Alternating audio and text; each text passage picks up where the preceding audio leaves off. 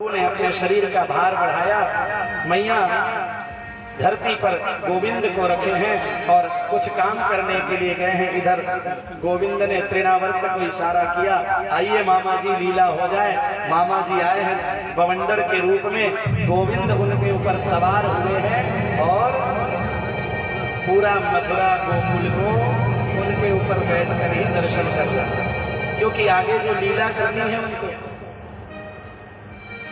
लेकिन लीला करते करते तृणावर्त का भी गोविंद ने संहार किया है, उनको भी मुक्ति प्रदान किया।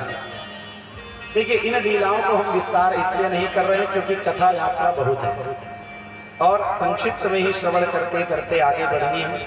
अनेकों उत्सव मनाने हैं और सबसे बड़ा उत्सव भगवान का आज विवाह है, श्री रुक्मिणी मंगल। उस यात्रा तक हमें जानी है। तो तृणावर्त जो है भौतिक चकाचौंध का स्वरूप है। देखिए, जितने भी असुर आए हैं उनका आध्यात्मिक रहस्य है उनके नाम के पीछे। उसके बाद कथा आती है भगवान के नामकरण संस्कार की।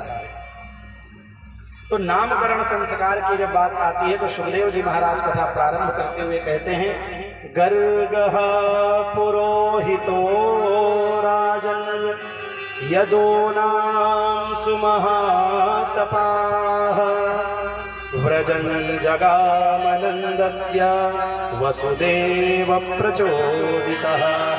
कहते हैं गर्गः पुरोहितो राजन् यदूनां सुमहातपाः। वसुदेव जी की प्रेरणा से गर्ग जी आज नंद बाबा के पास आए, जो क्या है, गर्गः पुरोहितो राजन् यदूनां, यदुओं के पुरोहित है। वसुदेव जी के प्रेरणा से यहाँ आए हैं, वसुदेव जी ने बताया तब यहाँ आए और आकर सारा वृत्तांत बताया। नंद बाबा को कहा कि हम लोग ज्यादा उत्सव मनाते हुए नहीं करेंगे, कहीं कंस को पता न चल जाए। सबसे श्रेष्ठ स्थान होता है गौशाला। गौशाला में हम केवल वैदिक पद्धति से नामकरण संस्कार कर देंगे। ठीक वही हुआ, गौशाला में सारी तैयारी करके आए और नामकरण संस्कार की बारी है। अब मैया यशोदा और रोहिणी आपस में पहले ही लीला रच चुकी हैं। एक दूसरे के पुत्र को अपने अलग अलग करके गोद में ले लिए, आकर बैठे।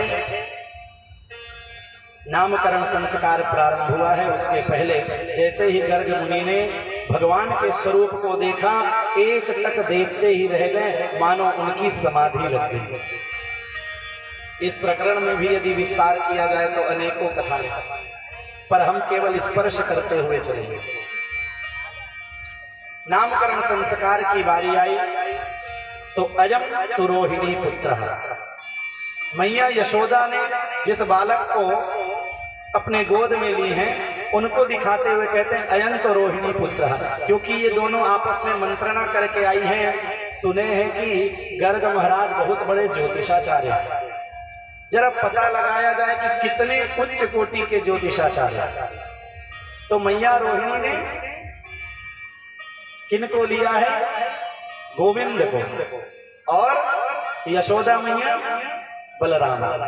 तो यशोदा मैया के गोद की तरफ दिखाते हुए कहते हैं अयं तो रोहिणी पुत्रः। ये रोहिणी के पुत्र हैं और इनका नाम होगा राम। क्या होगा? राम। रमयति सर्वान, जो सभी लोगों में रमण करें, इसलिए राम।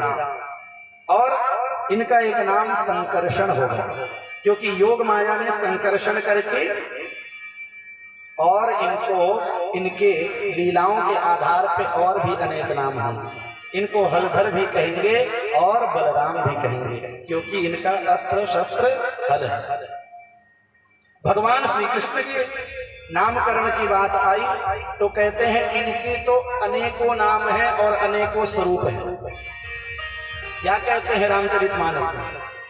इनके नाम अनेक अनूपा और मैं नृप कहब स्वमति अनुरूपा। इनके तो अनेकों नाम हैं, गोविंद सहस्रनाम, विष्णु सहस्रनाम, गोपाल सहस्रनाम। जैसे जैसे लीला रचते जाएंगे वैसे वैसे इनके नाम भी पड़ेंगे।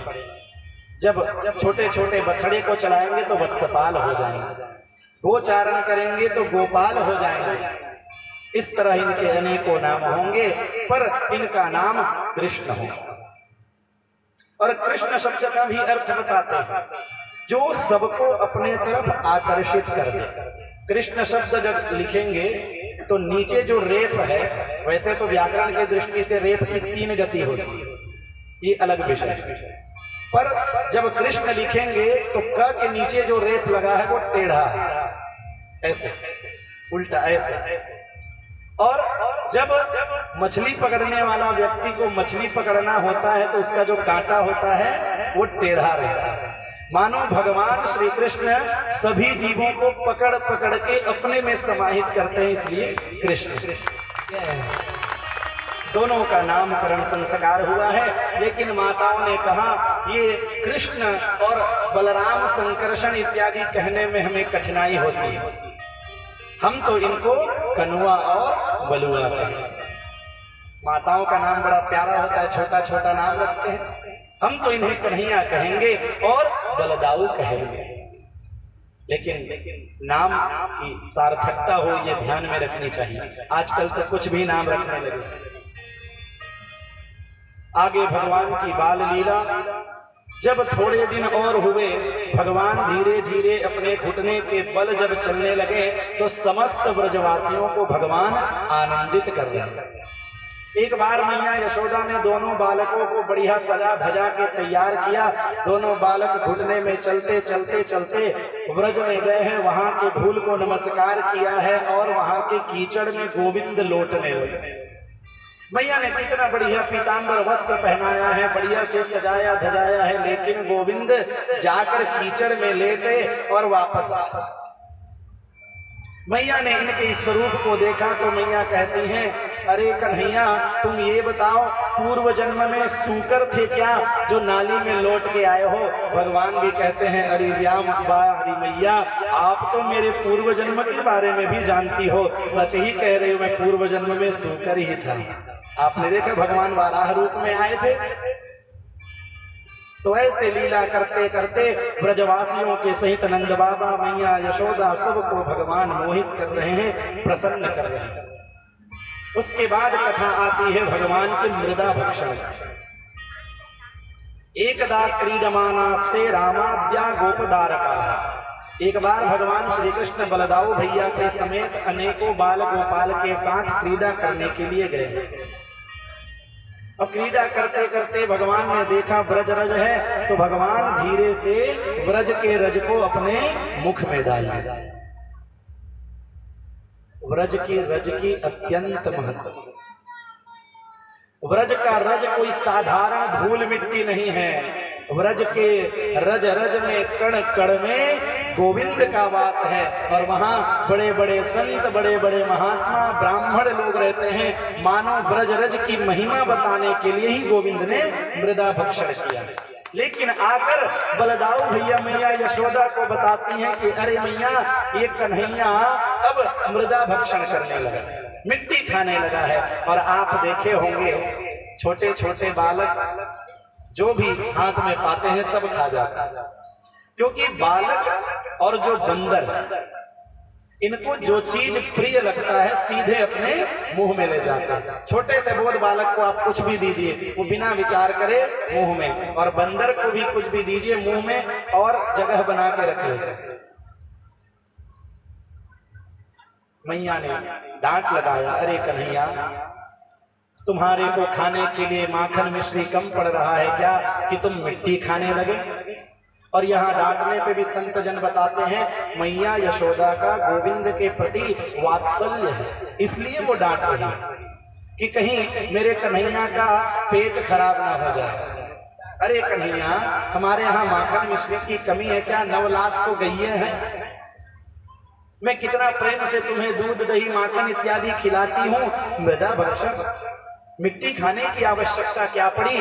तो गोविंद ने कह दिया, नाहम भक्षितवानंब सर्वे मिथ्याभिशंसिनः और यदि सत्य गिरस्तर ही समक्षम पश्य में मुखम। हे मैया मैंने मृदा नहीं खाई, मैंने मिट्टी नहीं खाई। गुरुदेव इसके 2 प्रकार से अर्थ करते हैं। पहले गोविंद कह रहे हैं नाहम भक्षितवानंद, हे मैया मैंने मिट्टी नहीं खाई। तो आप सब विचार करके बताएं गोविंद मिट्टी खाए हैं कि नहीं? देखने में तो लग रहा है गोविंद ने मिट्टी खाई है, लेकिन गोविंद कहते हैं नाहम भक्षितवानंद। तो गुरुदेव इसका अर्थ बताते हैं कि जिस वस्तु को हम खा रहे हैं और जो खा रहा है वो दोनों जब पृथक पृथक होते हैं तब खाए जाने की प्रक्रिया चलती है। और यहाँ तो गोविंद ही खाने वाले और वो मिट्टी जो है वो भी गोविंद का ही स्वरूप, इसलिए भगवान कहते हैं नाहम भक्षितवानंबा। तो इसमें गोविंद झूठ नहीं बोल रहे। और दूसरे अर्थ में कहते हैं अहम भक्षितवानंबा, हाँ मैया मैंने मिट्टी खाई। सर्वे मिथ्याभिशंसिनः न, मेरी बातों पे नहीं इनकी बातों पे यदि विश्वास नहीं हो रहा है तो यदि सत्य गिरस्त रही, आप सत्य जानना चाहते हैं तो समक्षम पश्य में मुखम, हे मैया आप स्वयं मेरी मुख में क्यों नहीं